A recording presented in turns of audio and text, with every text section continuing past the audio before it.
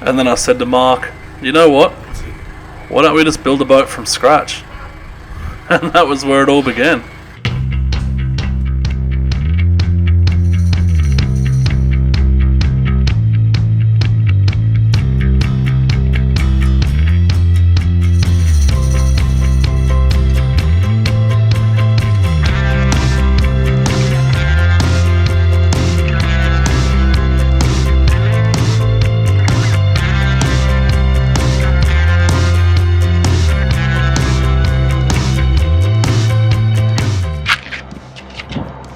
My name's Matt, and I own this absolute weapon of a boat called Revenge.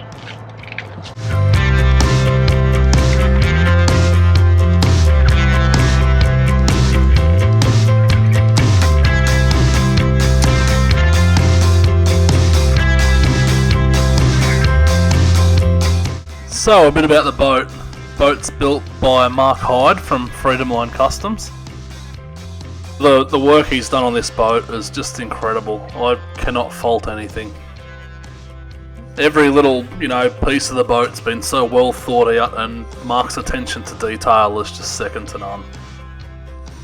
So some specs on the boat. It's 7.8 metres long, measured inside, 2.8 metres wide, and sits just on that 3.5 tonne mark full of fuel. While on the topic of fuel, holds 720 litres of fuel, 120 litres of water. Maximum speed 41 knots, and just cruises nicely at about 30. It's big, it's stable, it's fast. What more could you want out of a boat?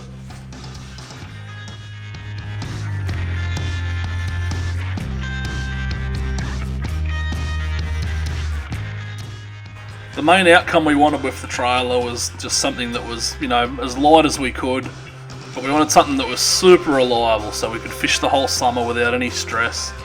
And we also wanted something that we could launch, solo. Like, I need to be able to launch this 8 metre boat by myself, and we've absolutely nailed it. The design and the work that Mark's done here, the trailer's incredible.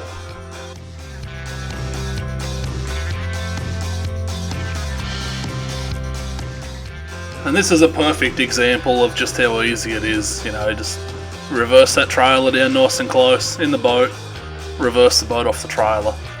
And then it's the exact same process putting it back on, we just reverse fairly close to that pontoon, drive onto the trailer, knock the boat in neutral, get out, put the shackle and strap on, and then drive it back up the ramp. I can launch this boat single-handedly, in a couple of minutes, so easily. In pretty much any weather, it doesn't really matter if it's windy. With the size of the boat and the shape of the trailer, it just slides straight on.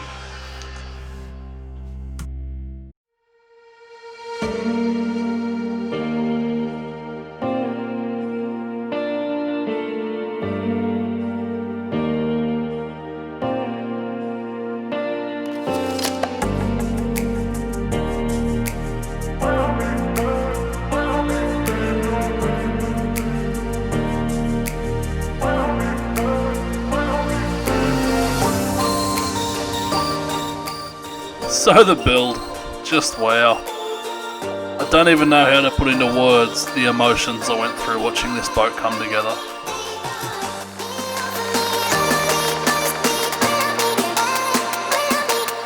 To see it go from just a 3D drawing to putting the first hull sheets down, then the stringers, then you see here when the first side sheet goes on, just incredible. It was incredible. Even the sheer size, as you can see. I don't think anyone will ever truly appreciate what happened underneath this floor and how much work went into it. But it came together fairly quick, you can see the foam's in there, now the deck's in. We didn't really have anything we massively struggled with, there was no big disasters, there wasn't even any little disasters. Most of the sheets lined up within 2 or 3 mil of each other. The work and time Mark spent into keeping things square and keeping the boat straight, it paid off for itself time and time again throughout the build.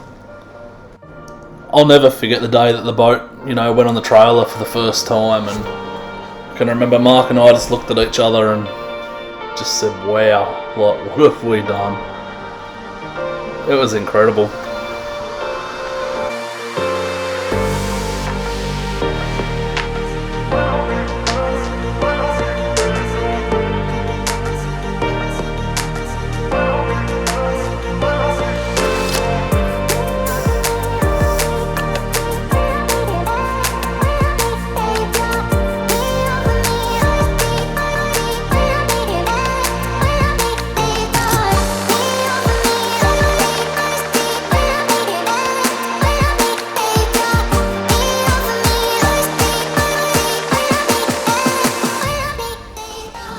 So the floor we decided to go with was the Rhino liner.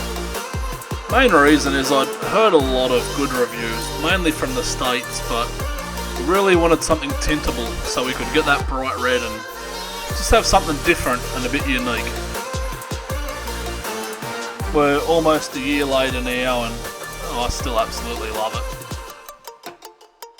So electronics wise, two Furuno Navnet VX2s. They're an awesome bit of gear, matched with a SS165 through hull transducer.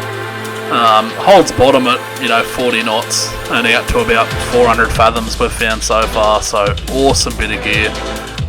Fusion stereo, running 4 speakers, fed off a 4-channel amp hidden behind the dash, and with the AIS and radar and sounder modules and autopilot pump. VHFs, 2 standard horizons, so they're fully standalone, so own power, own aerials, just for a bit of redundancy. These colour change lights are my favourite, white and red.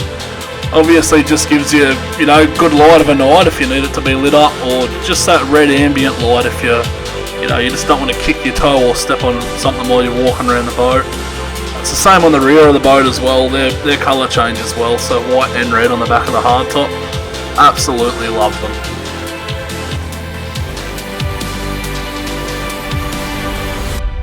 The riggers are 5.5 metre relax poles on Kraken bases.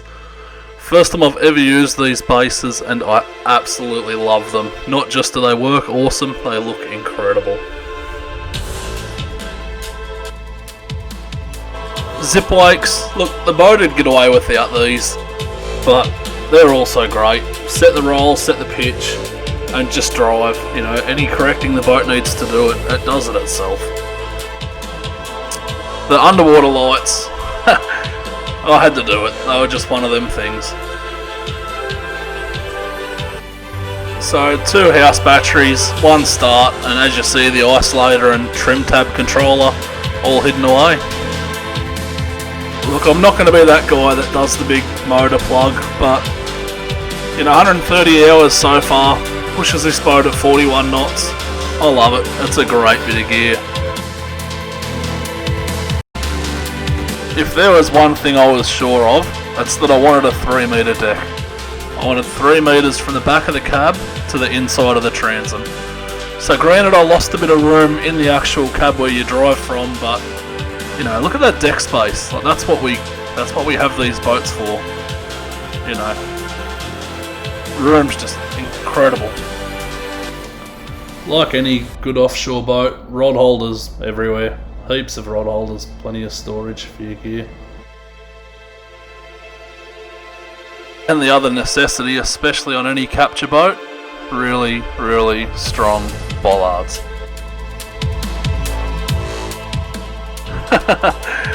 The name. Look, I think the least said about this the best, but we did sink a boat and, once we realised we're on the market for another one, that's how revenge came along.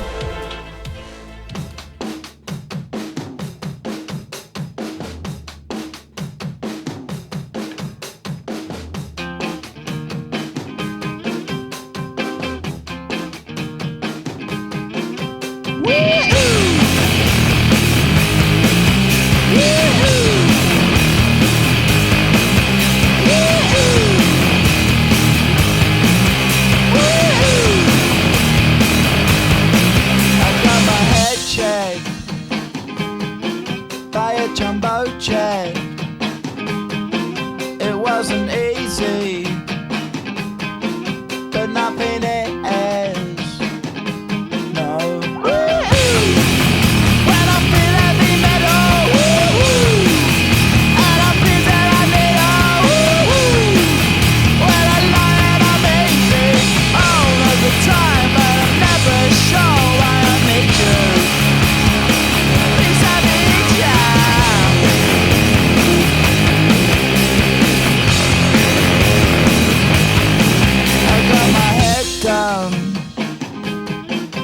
When I was young,